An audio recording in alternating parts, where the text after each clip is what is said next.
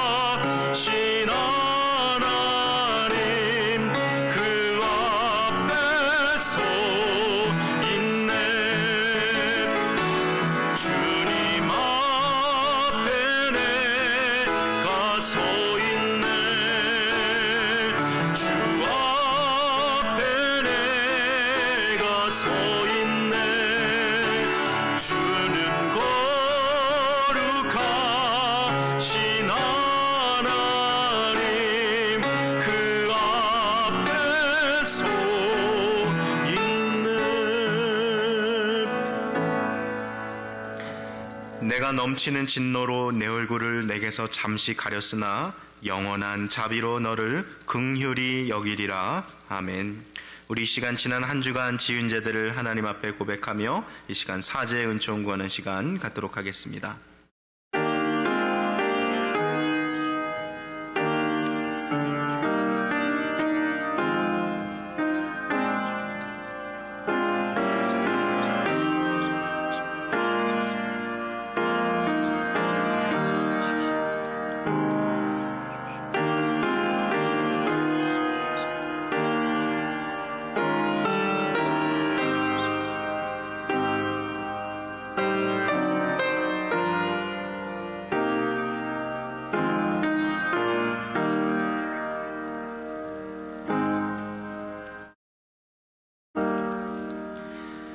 내가 너희를 미워하지 아니하며 너희와 맺은 언약을 폐하지 아니하리니 나는 여호와 너희의 하나님이 됨이니라.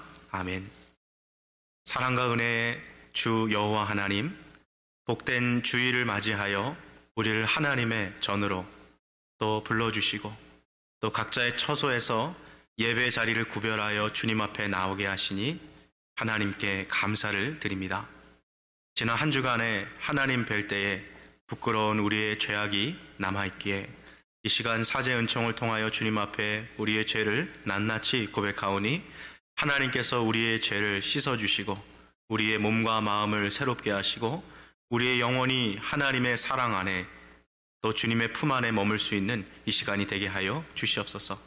예배를 통하여 우리를 찾아오시고 만나주시고 또 말씀하시는 주님, 이 예배 가운데 성령으로 우리에게 함께하여 주셔서 우리의 마음을 붙잡아 주시고 무너진 우리의 삶을 다시 일으키시고 지쳐있는 우리의 심령에 하나님의 새로운 힘과 새 마음을 부어 주시옵소서. 주 예수 그리스도의 이름으로 기도합니다. 아멘.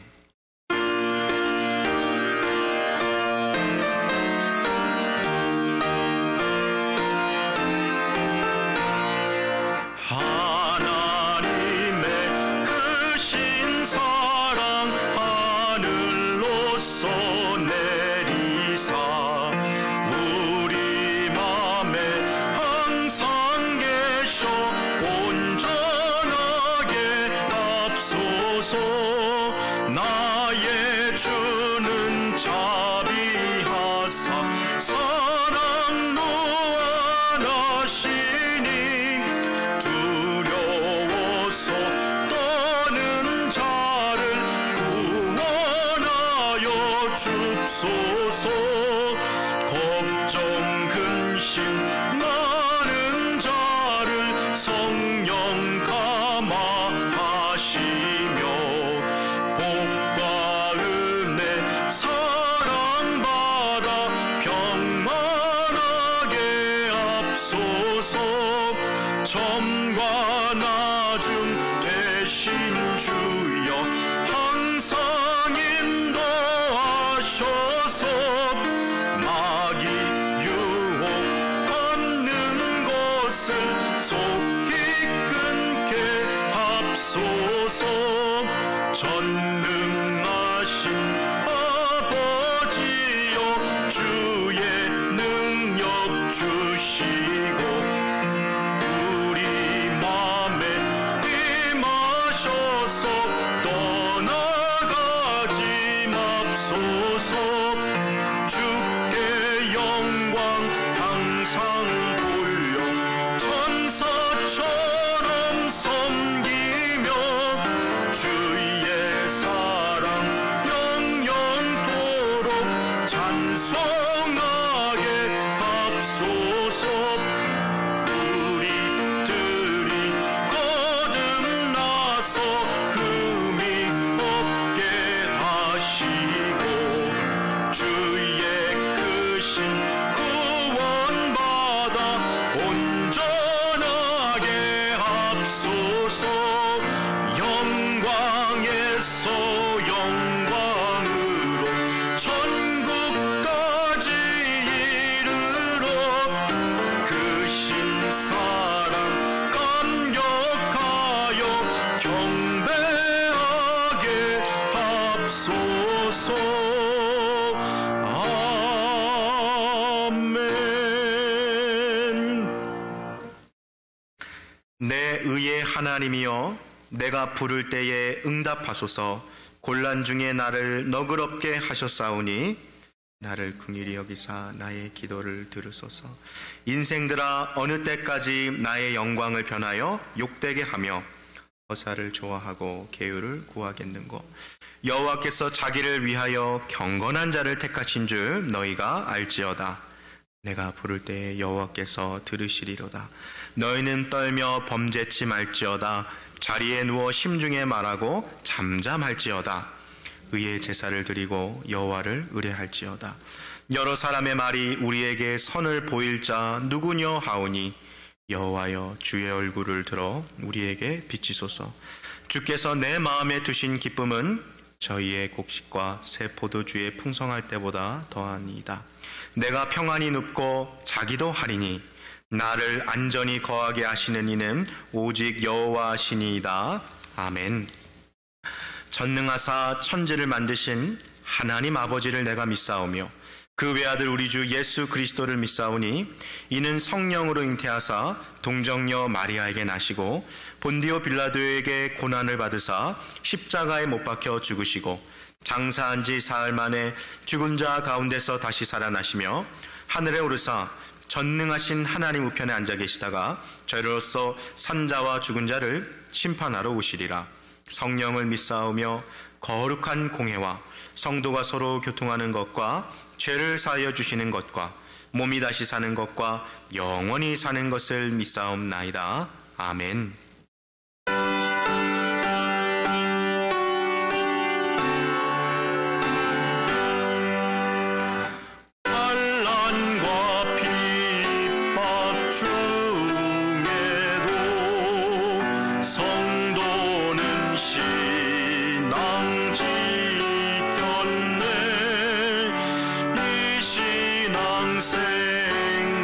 생각할 때에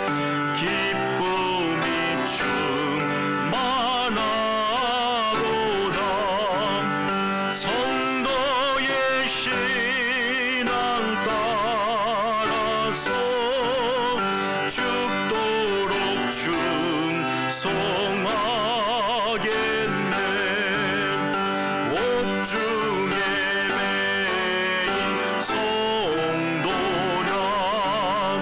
양심은 자유 얻었네.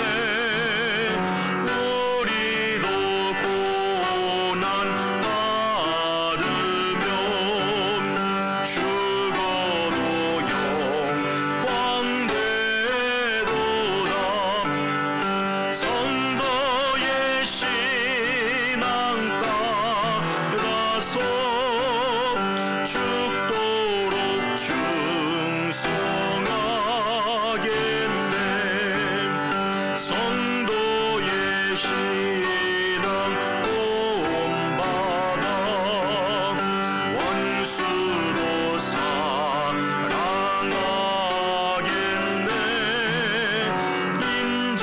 인자로로 행실로 이 신앙 전하리라.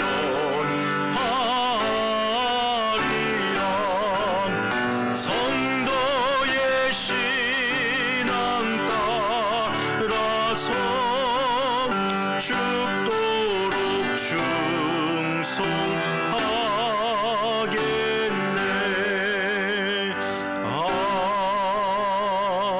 아멘.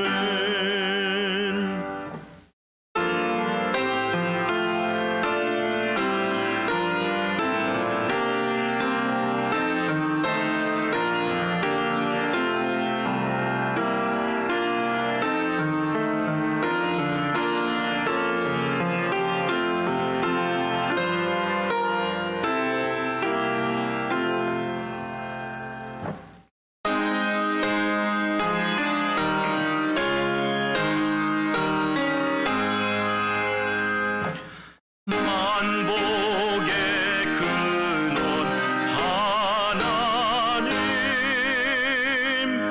온 백성 찬송 드리고 천사여 찬송하세. 찬송 성부 성자 성령.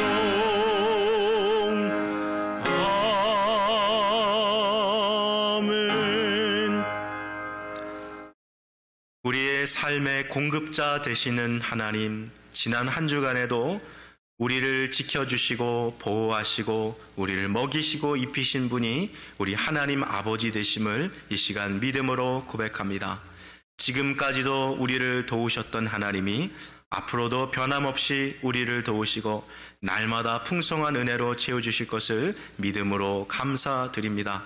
오늘 하나님의 백성이 주님 앞에 거룩히 구별하여 드리는 귀한 예물을 주님께서 기쁘게 받아주시고 코너스턴 교회가 이곳에 하나님의 나라를 세우며 충성된 제자들을 세워가며 죽어가는 영혼을 살리는 귀한 사역 위에 주님께서 요긴하게 사용될 수 있도록 주의 권능의 손으로 함께하여 주시옵소서. 이 모든 것 살아계신 우리 구주 예수 그리스도 이름으로 기도합니다. 아멘. 교회 소식 주보 뒷면을 참고해 주시기를 부탁을 드립니다.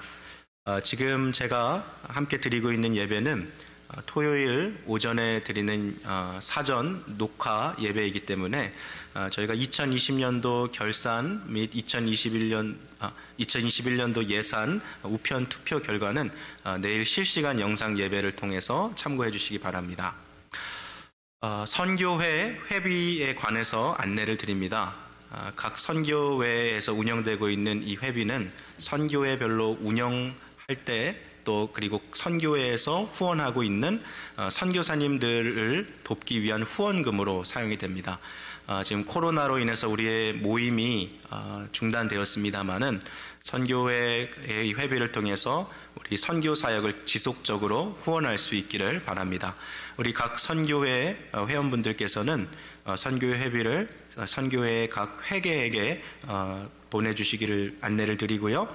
체크로 발송하실 시 Pay to the order of를 교회 이름이 아니라 각 선교회 이름으로 이렇게 나갈 수 있도록 해주시면 감사하겠습니다.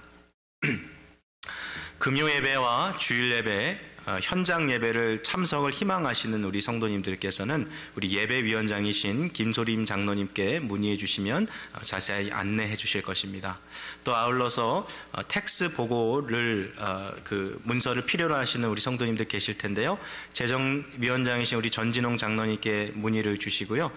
이메일로 PDF 파일로도 받아보실 수 있으니까요. 필요하신 분들께서는 장로님께 연락하실 때 그 부분을 꼭 말씀해 주시면 필요에 따라 그렇게 저희가 발송해 드리도록 하겠습니다.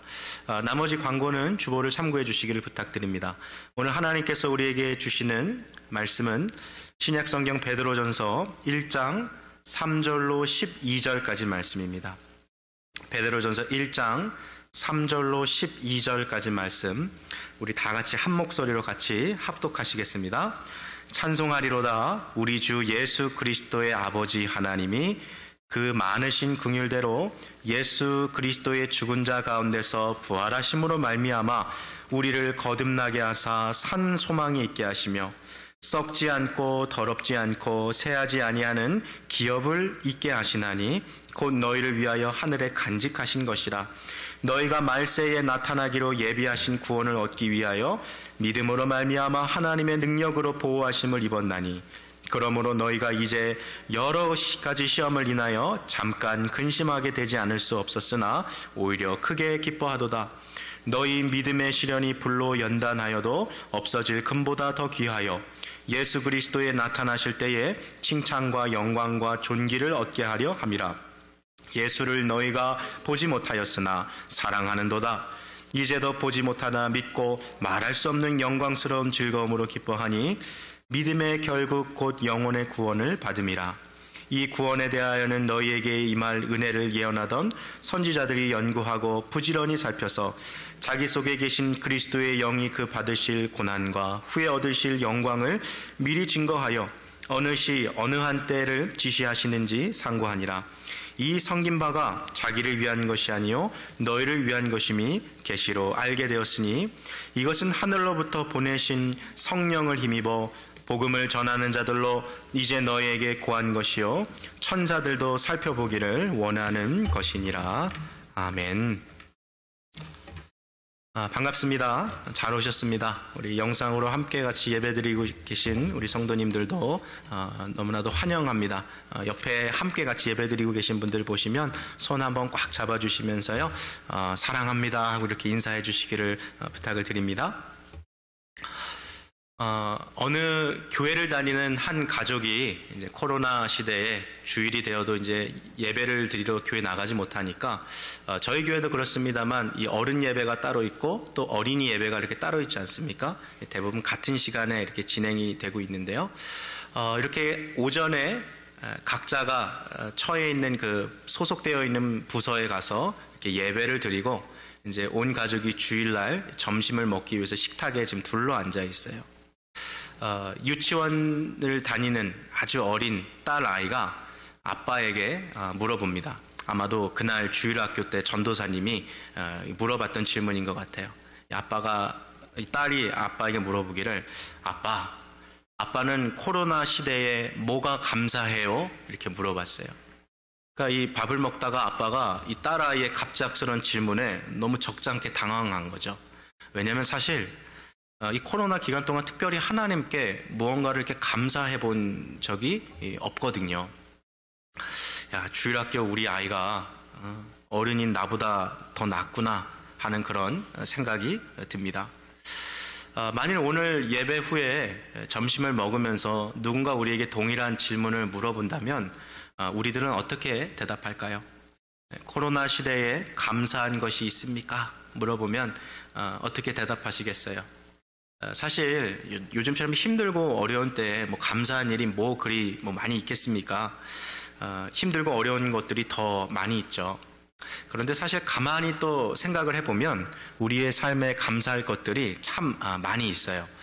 지금 미국에서 코로나에 걸린 확진자의 수가 2,300만 명이 넘어갔다 그러죠. 엄청나게 많은 숫자죠. 사망자는 지금 38명을 넘어갔고, 우리 일리노이 주만 살펴봐도 확진자가 100만 명 이상이고 사망자는 2만 명에 육박합니다. 지금 이 순간에도 미국 전역에서 코로나 때문에 병원에 입원해 있는 사람들의 숫자가 12만 7천 명이 조금 넘어요. 이 중에 상태가 심각해서 Intensive Care Unit, ICU에 들어가 있는 사람이 2만 3천 명. 그리고 호흡기가 없으면 숨을 쉴 수 없는 사람들이 약 7,700명 정도 된다 그래요. 제가 어제 그 기준으로 지금 찾아서 말씀드리는 건데, 엄청나게 많은 사람들이 이 코로나로 인해서 사경을 헤매고 있거나 지금 이 순간에도 죽어가고 있는 거죠.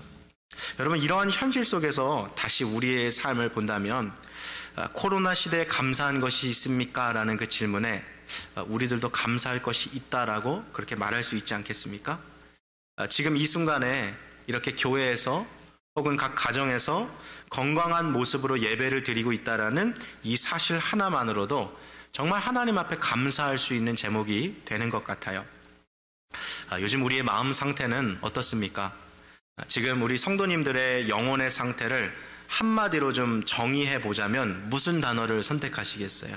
감사, 기쁨, 즐거움, 이런 좋은 단어들입니까?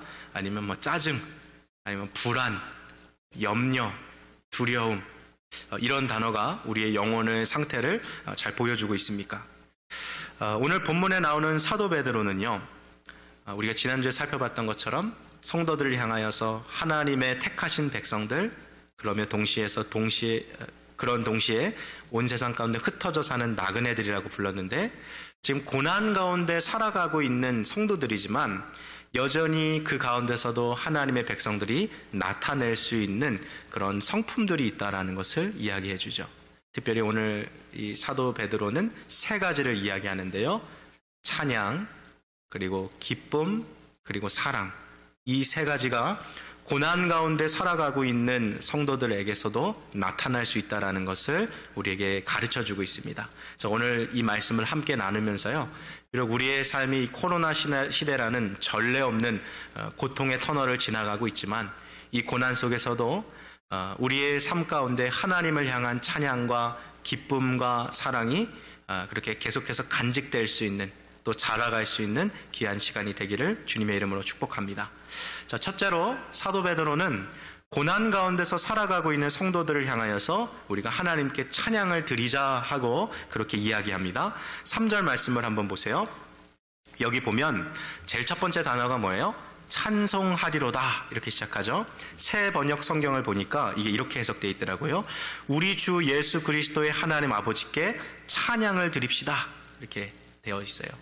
여러분, 찬양이라는 게 사실 우리 성도들만이 부를 수 있는 특권이죠.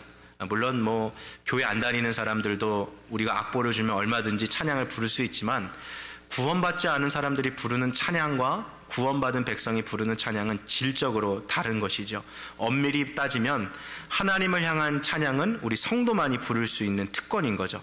자, 그렇다면 지금 삶이 힘들고 어려운 고난 가운데 처해 있거든요.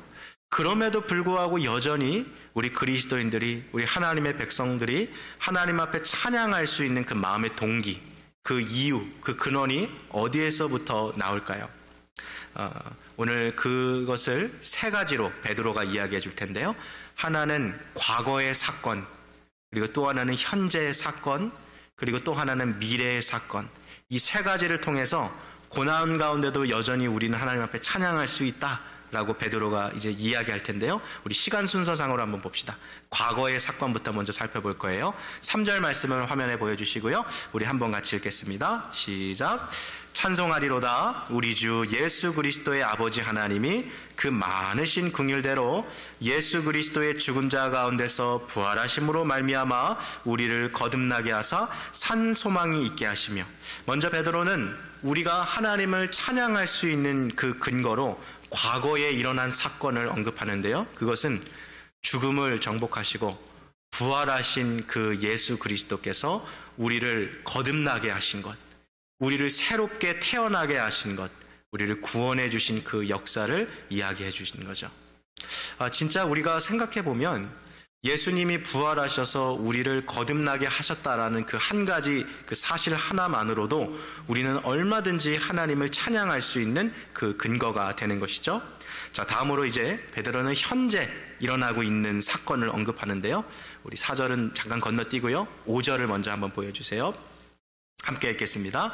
너희가 말세에 나타나기로 예비하신 구원을 얻기 위하여 믿음으로 말미암아 하나님의 능력으로 보호하심을 입었나니.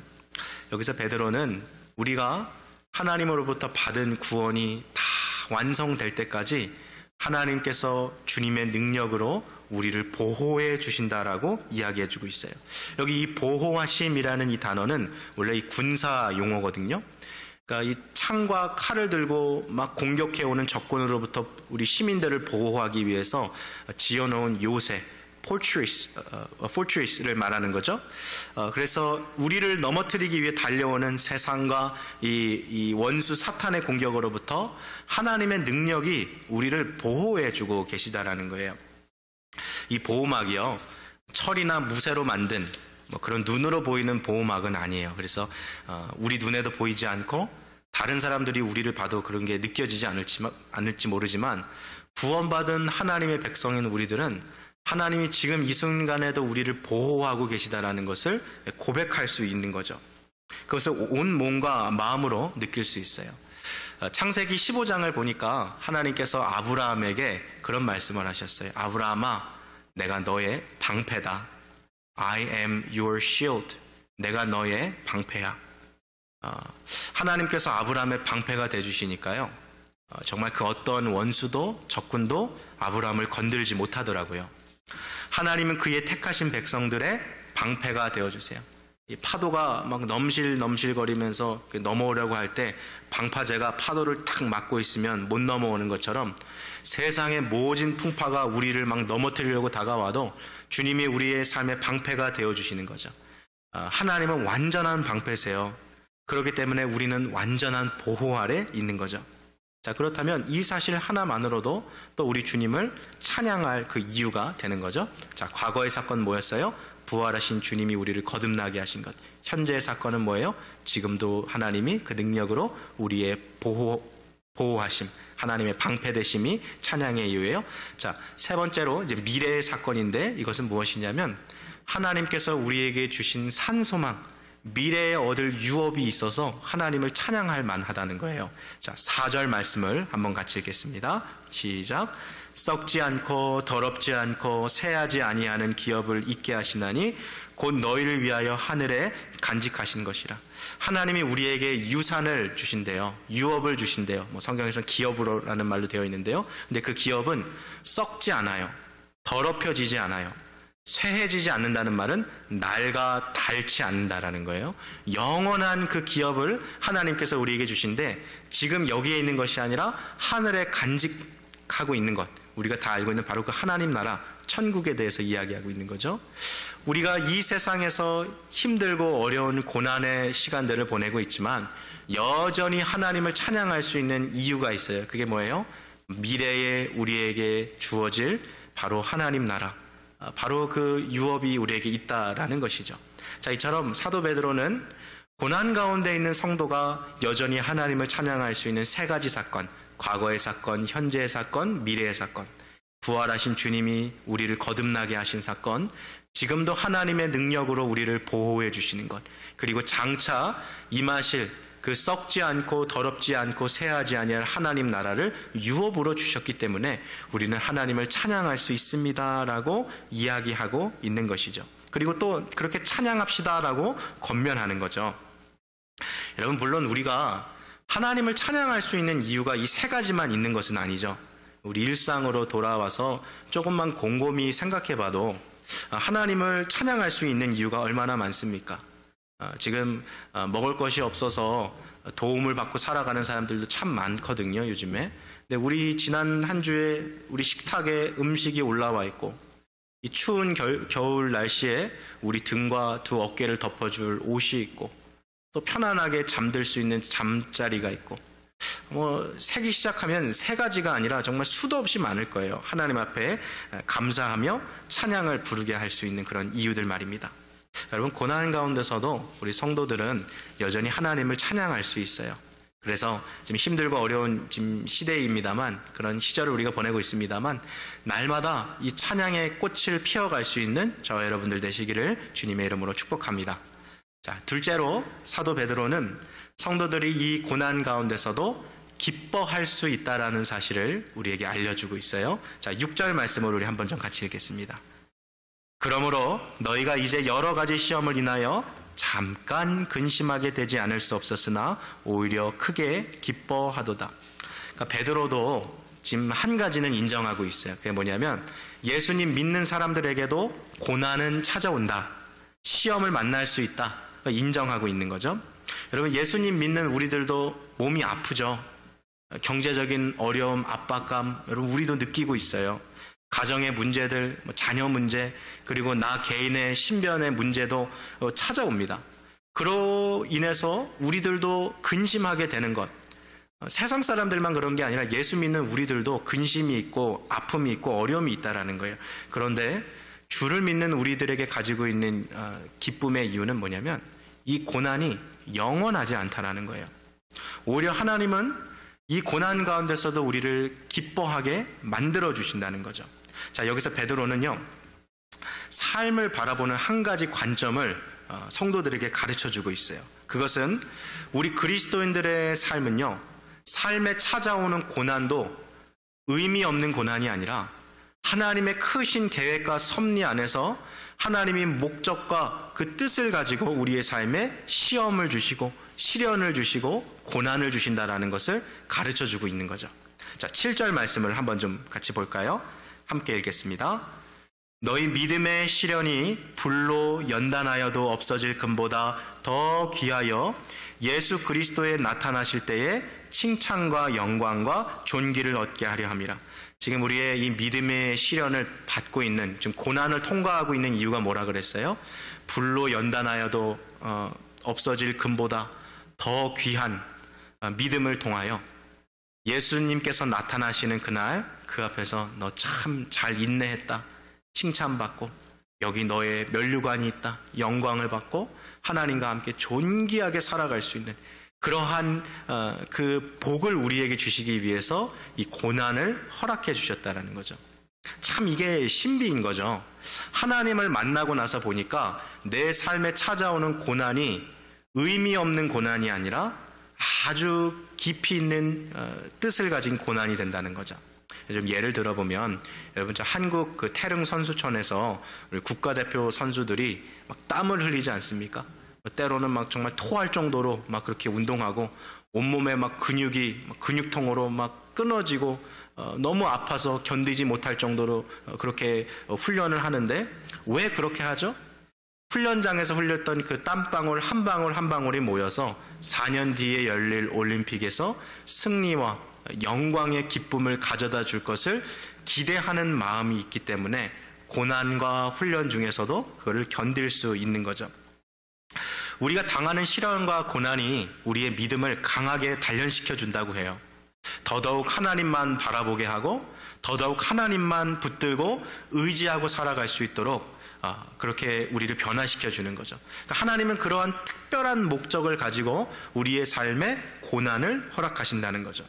그래서 마침내 하나님 앞에 서는 그날 우리의 믿음이 잘 단련되어 있어가지고 하나님께서 우리를 보시고 칭찬해 주시고 영광을 주시고 존귀하게 우리를 만들어 주시는 바로 그러한 목적을 가지고 우리의 삶에 고난을 주신다는 거예요. 그러니까 그걸 아니까 사도 베드로는 성도는 고난 중에서도 그것을 바라보면서 기뻐할 수 있다라고 이야기하고 있는 거죠.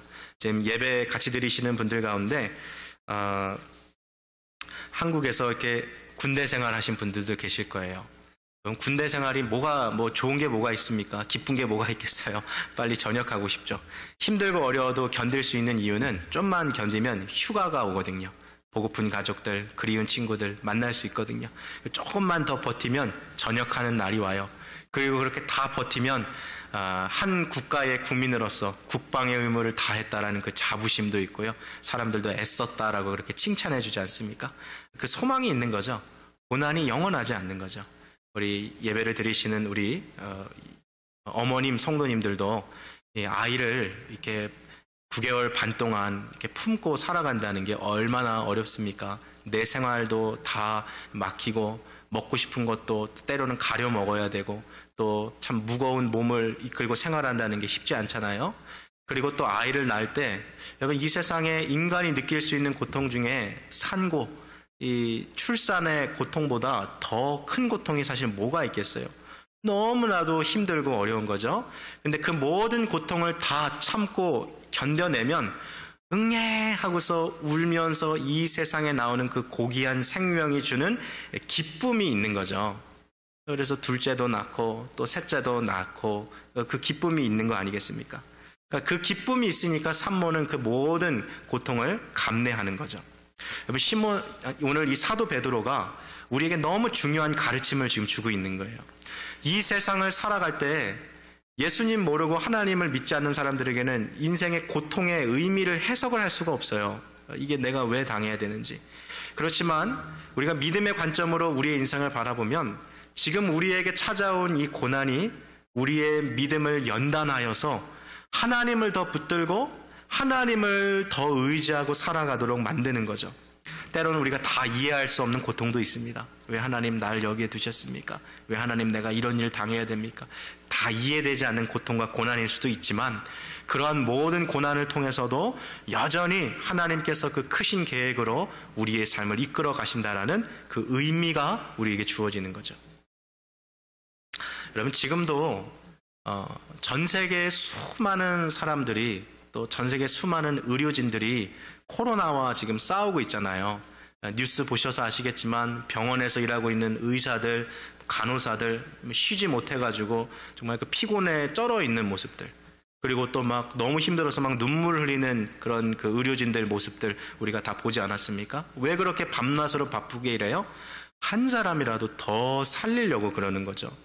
그리고 지금 각 가정에서도 코로나 걸린 이 가족들 때문에 간절하게 기도하는 분들이 여러분 전 세계에 얼마나 많이 있습니까? 살고자 하는 그런 노력들이 있는 거죠.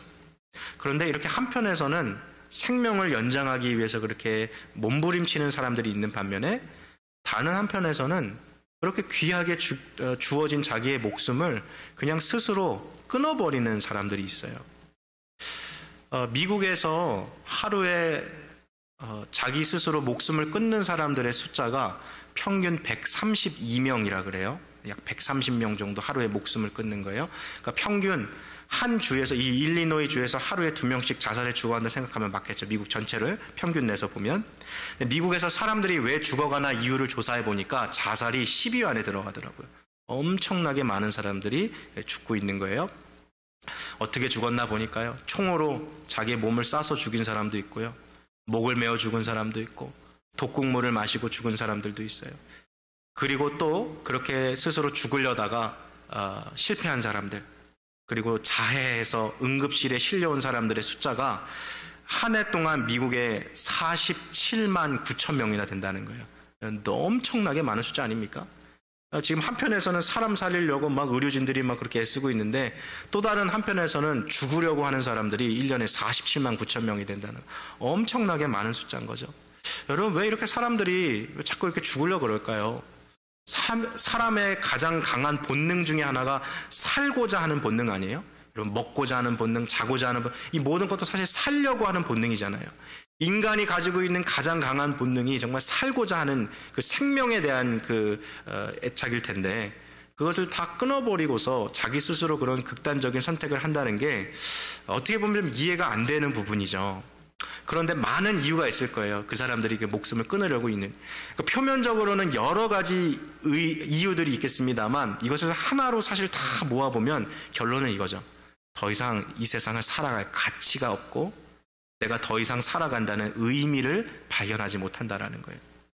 여러분, 오늘 나라는 존재가 이 세상에서 살아가는 그 목적을 발견하지 못하고 내가 지금 하는 일들, 그리고 내가 하는 행위의 그 의미를, 일상의 의미를 깨닫지 못하면, 그러니까 오늘 내가 아침에 눈 떠서 침대 밖에 나와서 내가 일하고 또 이제 하루를 마무리하고 이 일상의 의미를 깨닫지 못하면 사람은 허무주의에 빠질 수밖에 없어요. 내가 왜 살아야 되지? 그냥 오늘 죽으면 내일을 맞이하지 않는다고 뭐가 그렇게 달라지나? 내가 살아간다는 의미가 뭘까? 내가 겪고 있는 이 고난이 도대체 나에게 무슨 의미가 있는가? 여러분, 이런 질문들이 해결되지 않으면 아무런 희망도 발견하지 못한 채 더 이상 고난을 견딜 힘이 없는 거죠. 그냥 오늘 죽나 내일 죽나 그냥 똑같은 거예요. 왜냐하면 삶의 의미가 없기 때문에. 여러분, 삶의 의미를 인간이 발견하지 못한다는 것이 이렇게 큰 절망이라는 거죠. 어렸을 때 읽었던 그 그리스 로마 신화를 이렇게 생각해 보면 시지푸스라는 인물이 나옵니다. 워낙 유명한 인물이잖아요. 그리스 로마에 나오는 그 사람들 중에 정말 지혜롭고 똑똑하기로 유명한 사람인데, 이 사람이 얼마나 유명하냐면 자기 마음만 먹으면 그리스 로마 신들도 이렇게 속일 수 있는 그 정도의 지혜를 가진 사람이에요. 그러니까 신화입니다만 신들을 속일 정도의 지혜를 가졌으니까 얼마나 똑똑한 사람이겠어요. 신들이 이 시지푸스에게 분노해서 그에게 엄청난 벌을, 형벌을 주기로 이제 결정하죠. 그럼 이 세상에서 똑똑하다고 불려졌던 이 시지푸스가 받았던 형벌이 뭐예요? 산 아래서 큰 바위를 낑낑대면서 그거를 이제 굴리는 거죠. 산 꼭대기까지. 그게 그의 형벌인 거예요. 그래서 그 바위를 계속해서 힘들게 밀고 열심히 굴려가지고 산 꼭대기에 올려놓는데, 이 산 꼭대기가 지금 제 앞에 있는 이 강대산처럼 평평한 산이 아니라 이렇게 뭉툭한 동그란 산인 거죠. 그 산 꼭대기가. 그래서 돌을 거기다 갖다 놓으면 가만히 있는 게 아니라 돌이 다시 산 아래로 떠르르르 이렇게 떨어지는 거예요.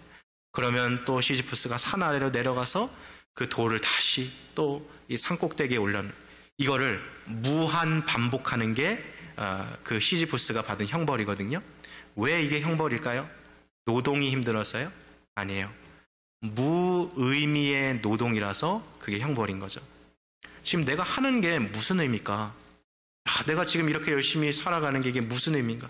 이 무의미의 노동이 가장 큰 형벌이라는 거죠. 여러분, 러시아의 대문호였던 도스토옙스키가 어느 날 한번 그런 생각을 해봤어요. 이 세상에서 가장 큰 형벌이 뭘까? 어떻게 하면 사람에게 가장 큰 고통을 줄 수 있을까? 그리고 그 책에다가 그렇게 썼더라고요. 우리가 인간에게 있어서 가장 큰 고통, 만일 누군가를 완전히 파괴하고 내가 짓밟아 버리고 싶고 그 사람에게 끔찍한 벌을 주고 싶다면, 몸을 벌벌 떨게 만들 정도로 벌을 주고 싶다면 완전히 전적으로 무의미하고 쓸모없는 노동을 시키는 것으로 나는 그걸 충분하다고 생각한다. 이게 도스토옙스키가 그렇게 썼거든요. 네. 삽을 한 자루 주고서 하루 종일 땅을 파라고 시켜요. 오전에는 땅을 파고 밥 먹고 오후에는 땅을 덮고 하루 종일 그렇게 노동하고 다음날 와서 똑같은 일하고. 사람이 미치는 거죠. 완전히. 기독교 변증가 중에 얼마 전에 소천하신 분입니다만 라비 제카리아스라는 분이 있어요. 아주 유명한 분인데 이분이 생전에 있었던 일합니다만 이제 자기 집에서 나와서 이제 오후에 여유 있게 공원을 걷고 있는데, 여러분들도 그런 풍경 보신 적 있죠? 공원에 나가면 주인이 자기 개랑 놀면서 이렇게 프리스비, 원반 던지는 거 하잖아요. 그럼 주인이 원반을 싹 던지면 개가 어떻게 돼요? 막 신이 나가지고 막 달려가가지고 그 원반을 탁 물고 주인에게로 돌아가죠. 그 주인 눈을 보고 있어요. 뭐예요? 또 해달라고. 그러면 주인이 그 원반 또 확 던지면 개가 달려가가지고 탁 물고 또 오고. 라비 자카리아스가 그 모습을 한참 보고 있다가 저게 그렇게 재밌나? 걔는 뭐가 저게 그렇게 재밌나? 막 이런 생각을 하다가 그 생각의 끈이 어디로 이어지냐면 이런 거예요. 저게 무슨 의미가 있을까? 내일 다음날 또 와서 공원에서 또 프리스비 던지고 또 물고 오고, 그 다음날 가면 저게 무슨 의미가 있을까? 이렇게 생각하다가 이 라비 자카리아스가 그런 생각을 하는 거예요. 저렇게 사람이 던져주는 원반을 가서 물고 주인에게 돌아오는 저 강아지나, 매일 아침 차를 타고 아침 9시까지 직장에 가서 일하다가 오후 5시에 다시 차를 타고 집에 돌아오고 다음 날이 되면 똑같이 그거를 반복하는 인간이나 무엇이 다를까? 지금 라비 자카리아스가 뭘 물어본 거예요? What is the meaning of life? 그거 물어본 거죠. 여러분, 그거를 해결하지 못하면 그 프리스비 잡으려고 달려가는 강아지랑 아침에 차 타고 9시까지 출근하는 인간하고 뭐가 다른가라는 그 다름의 차이점을 발견하지 못하면 살아갈 의미와 목적이 없다라는 거예요. 여러분, 오늘 본문이 우리에게 강력한 메시지를 주고 있는 거죠, 사실. 베드로는 고난당하고 있는 인간은 그 가운데서도 분명한 의미를 발견할 수 있다고 얘기해 주셨어요. 그거는 무엇입니까? 여전히 하나님께서 이 고난 가운데 우리로 하여금 믿음을 연단시켜서 마지막에 이 역사 끝에서 나타나실 그 예수 그리스도, 그분 앞에서 칭찬과 영광과 존귀를 받을 수 있도록 우리를 단련하시는 것에 우리의 삶의 의미와 목적이 있다라는 거예요. 여러분, 우리의 삶의 의미와 목적이 뭐예요? 하루하루 날마다 주님과 눈을 마주치면서 하나님하고 교제하며 살아가고, 또 이 세상에서 주님이 원하시는 그 나라를 세워가며 살아가다가 마침내 이 역사의 끝이 되면 그토록 내가 간절히 기다리고 보고 싶었던 그 하나님 품 안에 들어가서 주님과 영원토록 살아가는 것. 이게 인생의 목적이고 인간의 존재의 의의라는 거죠. What is the meaning of life? 이것이 바로 오늘 본문에서 베드로가 우리에게 던져주는 거죠. 여러분, 이것이 바로 우리가 기뻐할 수 있는 이유예요. 이 세상을 살아가면서도 고난 가운데서 성도가 살아가지만 삶의 의의와 내가 존재하는 목적을 발견하니까 고난조차도 무의미한 것이 아니라 고난조차도 하나님의 크신 계획 안에 있다는 것을 발견하게 되는 거죠. 자, 오늘 베드로가 주는 두 가지 메시지를 지금 저희가 봤어요. 고난 중에서도 하나님을 찬양할 수 있습니다. 고난 중에서도 우리 성도들은 기뻐할 수 있습니다. 이 이유를 봤고요. 마지막 세 번째로 우리 고난 중에서도 우리 성도들은 여전히 사랑할 수 있습니다 라는 메시지를 주고 있습니다. 자, 8절과 9절 말씀 우리 한번 같이 읽어보겠습니다. 시작. 예수를 너희가 보지 못하였으나 사랑하는도다. 이제도 보지 못하나 믿고 말할 수 없는 영광스러운 즐거움으로 기뻐하니 믿음의 결국 곧 영혼의 구원을 받으니라. 지금 베드로의 편지를 받은 그리스도인들 중에 사실 예수님을 실제로 눈으로 본 사람이 없어요. 그러니까 이미 다 노 사도가 지금 이제 새로 예수님을 믿는 사람들에게 전하는데, 우리들도 그렇죠. 우리들도 지금 예수님 믿지만 눈으로 실제로 예수님 보진 못했잖아요. 예수님 만나서 악수해 본 적도 없고 대화를 막 그 육성으로 나눠본 적도 없어요. 그런데도 놀라운 사실은 베드로도 이야기하고 있습니다만 이렇게 만나보지 못했던 예수님을 여전히 우리가 사랑하고 있다라는 거예요. 이게 참 신기하죠. 이걸 한번 좀 이런 비유로 좀 들어보고 싶어요. 여러분, 혹시 주변에 장거리 연애하시는 분들 계십니까? 영어로 long distance relationship 이렇게 말해서 그냥 줄여서 long D, 요즘 이런 말도 쓰는데, 장거리 연애하는 분들 한번 보세요. 한국도 나라가 뭐 좁다고 하지만 사실 뭐 서울에서 부산도 이게 몇 시간 거리입니까? 근데 이 장거리 가는데 그래도 요즘 우리 젊은 사람들은 스마트폰이 있잖아요. 차를 타도 뭐 몇 시간 동안 이게 뭐 심심할 틈이 없어요. 뭐 스마트폰으로 뭐 게임하는 사람, 인터넷 보고 뭐 여러 가지 영상 보고 금방 가거든요. 근데 예전에 이런 거 없었을 때 장거리 연애하던 분들 생각해 보면 도로도 뭐 안 좋고 그러니까 책도 못 읽죠. 그 창밖의 풍경은 똑같죠. 막 이 괴로운 거죠. 막 그 시간이. 그런데도 매주 주말 되면 그 버스 타고 가는 거예요, 장거리. 왜요?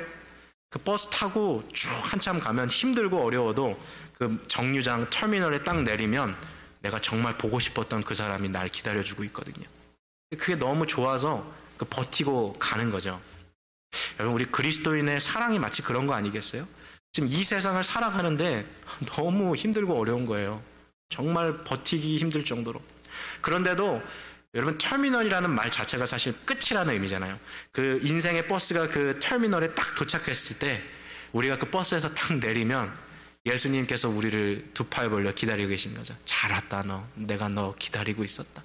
그 주님 만나볼 생각에 주님을 사랑하는 마음이 있기 때문에 고난 중에서도 우리는 인내할 수 있는 거죠. 그래서 그리스도인은요, 하나님을 사랑하는 그 마음이 있어서 고난 중에서도 인내할 수 있고 끝까지 감내할 수 있는 그 힘과 능력을 하나님을 향한 사랑으로부터 이렇게 공급받으면서 살아가는 것이죠. 성도는요, 고난 가운데서도 그래서 사랑할 수 있더라고요. 자, 좀 정리해 볼까요? 오늘 베드로는 고난 가운데 살아가고 있는 성도들이 세 가지를 이야기합니다. 여전히 우리는 고난 가운데서도 하나님을 찬양할 수 있어요. 왜요? 부활하신 주님이 우리를 거듭나게 하셨거든요. 하나님의 능력으로 지금도 우리를 보호해주고 계시거든요. 썩지 않고 더럽혀지지 않고 새하지 아니하는 하나님의 나라를 우리에게 유업으로 주셨거든요. 주실 거거든요.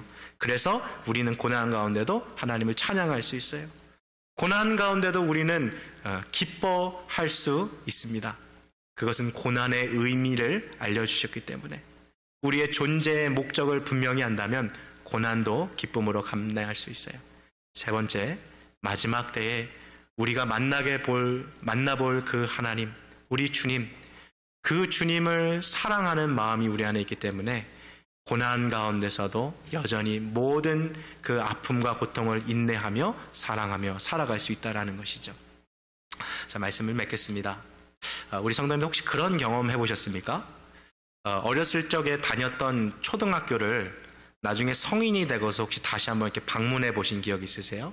아니면 혹시 어렸을 때 초등학교 때 살던 동네를 성인이 돼가지고 다시 한번 찾아가 보신 기억이 있습니까? 저는 그런 적이 있어요. 이러한 경험을 해본 사람들이 공통적으로 느끼는 게 있죠. 야, 우리 학교 운동장이 이렇게 작았나?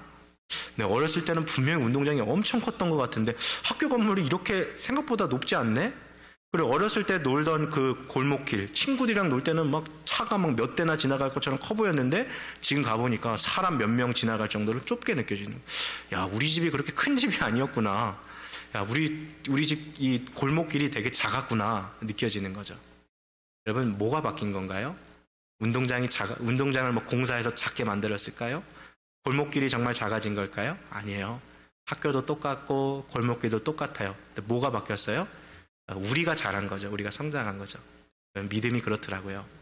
하나님을 향한 믿음, 주님을 향한 찬양, 하나님을 향한 기쁨과 사랑이 계속 커가고 자라갈수록 삶 앞에 다가오는 고난이 작게 보이더라고요. 고난이 힘들지 않다고 말하는 거 아니에요. 힘든 건 정말 힘든 거예요. 아픈 건 정말 아픈 거예요. 고난을 우리가 어떻게 무시하겠어요. 그런데 우리의 삶에 하나님을 향한 찬양과 기쁨과 사랑이 계속해서 자라가다 보면 어느 순간 우리의 삶에 찾아온 이 고난이 작게 보이는 그 순간이 있다라는 것이죠. 그 찬양과 기쁨과 사랑이 고난을 견뎌낼 수 있는 힘을 주고 내일을 바라볼 수 있는 소망을 주고 하나님과 함께하는 그런 놀라운 즐거움을 우리의 삶에 나눠주고 있는 것이죠. 사랑하는 성도 여러분, 우리는 지금 고난의 때를 지나고 있습니다. 그러나 고난 중에서도 여전히 우리는 찬양과 기쁨과 사랑을 피워낼 수 있는 그리스도인들입니다. 하나님을 날마다 찬양하고 주님 주시는 삶의 목적과 의미 가운데서 주님 가운데 기뻐하시며 마침내 그 터미널에서 만날 우리 주님 기다리며 사랑하며 살아갈 수 있는 저와 여러분들 되시기를 주님의 이름으로 축복합니다. 함께 같이 이 시간 기도하시겠습니다. 우리 시간에 하나님, 요즘 내 마음 상태가 사실 불만이고 불평이고 염려고 두려움이고 짜증이고 주님 그렇습니다. 힘들고 어려운 삶인데 뭐 하나님 앞에 감사할 게 뭐가 있냐, 찬양할 게 뭐가 있냐, 기뻐할 일이 뭐가 있냐, 하나님 나 사랑하는 거 맞냐, 뭐 그런 식으로 반응했던 우리들의 모습인 것 같습니다. 그런 하나님, 오늘 사도 베드로가 우리에게 이야기해 준 것처럼 여전히 우리는 하나님을 찬양할 이유가 있고 하나님 안에서 기쁨으로 살아갈 그런 의미가 있고 또 여전히 우리가 하나님을 사랑할 수 있음을 배웠습니다. 하나님, 고난의 때를 지나고 있지만 날이 갈수록 하나님을 향한 찬양이, 기쁨이, 사랑이 풍성한 삶 되게 하여 주시옵소서. 우리 마음 가지고 이 시간 함께 같이 기도하시겠습니다. 사랑하는 하나님, 지금도 주님은 우리의 삶을 붙들고 계십니다. 하나님께서 주 예수 그리스도의 부활하심으로 말미암아 우리를 거듭나게 하셨고 지금도 하나님의 능력으로 우리의 인생을 보호하고 계시고 장차 예수 그리스도께서 나타나시는 그날에 하나님 우리에게 하나님의 그 나라를 유업으로 주실 것입니다. 하나님, 그러니 우리가 어찌 하나님을 찬양하지 않을 수 있겠습니까? 이 놀라운 축복을 받은 자들이니 날마다 주님을 찬양하며 살아가게 하여 주시옵소서. 우리에게 찾아온 고난이 어떠한 의미가 하나님 우리에게 주어진지 오늘 주님은 보여주셨습니다. 믿음의 시련이 없어질 금보다도 더 귀하여서 예수 그리스도께서 나타나시는 그날에 칭찬과 존귀와 영광을 얻게 한다 했습니다. 이 고난이 마치 우리를 연단하는 불과 같아서 우리로 하여금 하나님을 더욱더 의지하게 하시고 하나님을 더욱더 바라보게 하시니 감사합니다. 그러니 고난 가운데도 기쁨으로 주님과 함께 살아가게 하여 주시옵소서. 힘들고 어렵지만 이 마지막 삶을 다 끝냈을 때 인생의 마지막 편에서 우리를 기다리고 계실 주님이 계시기에 하나님, 우리는 고난을 감내할 힘과 능력이 있습니다. 여전히 주님을 사랑할 수 있는 자들입니다. 그러니 주님, 끝까지 주님 사랑하는 자들 되게 하여 주십시오. 그리하여 날마다 하나님을 향한 찬양과 기쁨과 사랑이 풍성하여져서 주님 주시는 그 은혜 안에서 주님 기다리며 하나님 나라 세워가며 살아가는 천국 백성들 되게 하여 주시옵소서.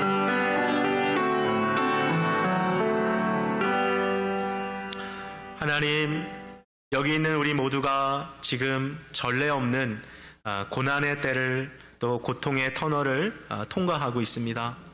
세상 사람들은 자신의 삶에 주어진 고난의 의미를 발견하지 못한 채 극단적인 선택을 하는 사람들도 있고 한숨으로 허무한 시간들을 보내는 사람들도 있습니다. 그러나 하나님, 성도는 영원한 하나님 나라를 유업으로 받은 자들입니다. 그러하기에 우리는 고난 가운데도 여전히 하나님을 찬양할 수 있고 그 나라에 합당한 백성으로 주님이 우리를 빚어가시는 과정이기에 고난 가운데도 그 목적을 발견하여 우리는 기뻐할 수 있고 마침내 이 고난 뒤에 우리를 기다리고 계시는 그 하나님이 계시기에 여전히 변함없는 사랑으로 우리는 살아갈 수 있음을 주님 오늘 말씀을 통하여 우리에게 가르쳐 주셨습니다. 이제 앞으로 또 시작되어지는 이 한 주, 또 2021년 한 해 가운데 날마다 풍성한 찬양으로, 날마다 가슴 벅차는 기쁨으로, 그리고 날마다 가슴 뛰는 사랑으로 하나님과 함께 살아갈 수 있는 주님의 백성들 되게 하여 주셔서 믿음의 성장을 이루게 하셔서 우리의 삶에 찾아오는 고난이 작게 보이게 하시고 고난 가운데서 역사하시는 우리 하나님은 크게 보이는 하나님, 그런 복된 한 해가 되게 하여 주시옵소서. 감사드리며 이 모든 것 살아계신 우리 구주 예수 그리스도의 이름으로 기도합니다. 아멘.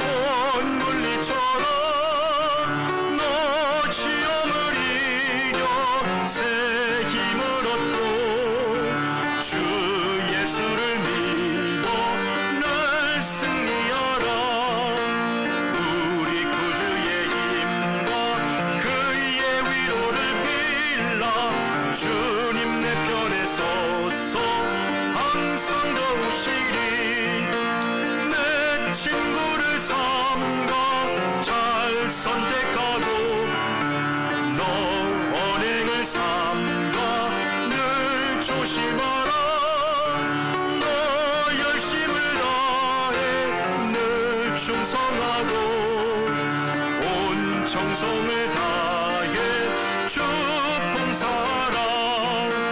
우리 구주의 힘과 그의 위로를 빌라. 주님 내 편에 서서 항상 도우시리. 잘 이기는 자는 상 주시리니 넌 낙심치 말고 늘 전진하라.